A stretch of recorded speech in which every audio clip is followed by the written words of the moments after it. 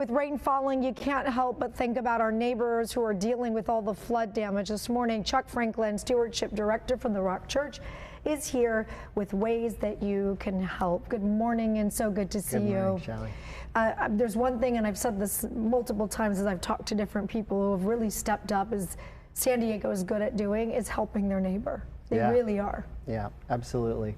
And you know, it's funny when we think about what is the first thing that we can do to help people when they're going through the things that they're going through is be kind. Yeah. Really, I mean, practically speaking, you know, we have our chaplaincy program at the church that has been in place for decades, where internally in the church we provide pastoral care, but outside the church we provide chaplaincy support through police and fire, and we want to help first responders so that when they're in a situation and they want to be able to help others, that they're there to help them as well. But interestingly, anybody that's interested in wanting to help might be a good candidate for the chaplaincy training. Let's talk a little bit more about that, because in times like this, I have seen that people like freeze. They're like, they want to help, but they don't know where to go, who to talk to, and how to do it. So how would they get involved in this? Well, you could go to sdrock.com,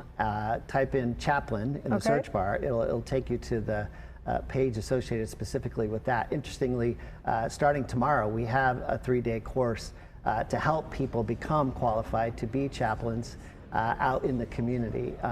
Again, they'll go through the process of receiving specific training. So it's to provide spiritual and emotional support for people that are going through difficult time. Because interestingly, you know, if we get hurt, we would go to an emergency room and a doctor, and there would be someone there that's trained to provide the care that we need. But sometimes when we're talking about flood victims who've lost everything, they just need someone to be able to be there that's trained, that knows how to walk through and provide them the care and support that they need. Are there requirements to do that? No, you can actually just go, well, there's an application process to fill it out. All the instructions are right there on the website, but it's a 3-day course. It starts tomorrow evening, I believe, at 6:15. And so, yeah, we want to do everything that we can organizationally to support everything that's happening in the community.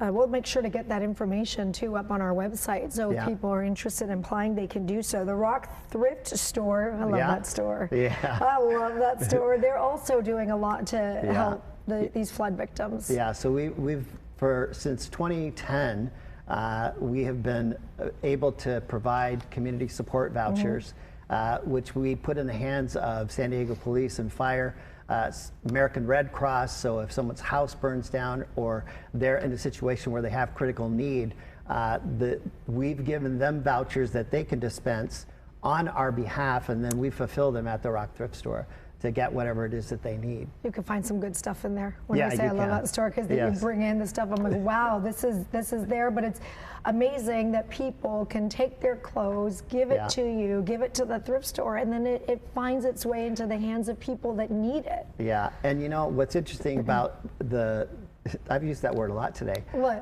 Interesting.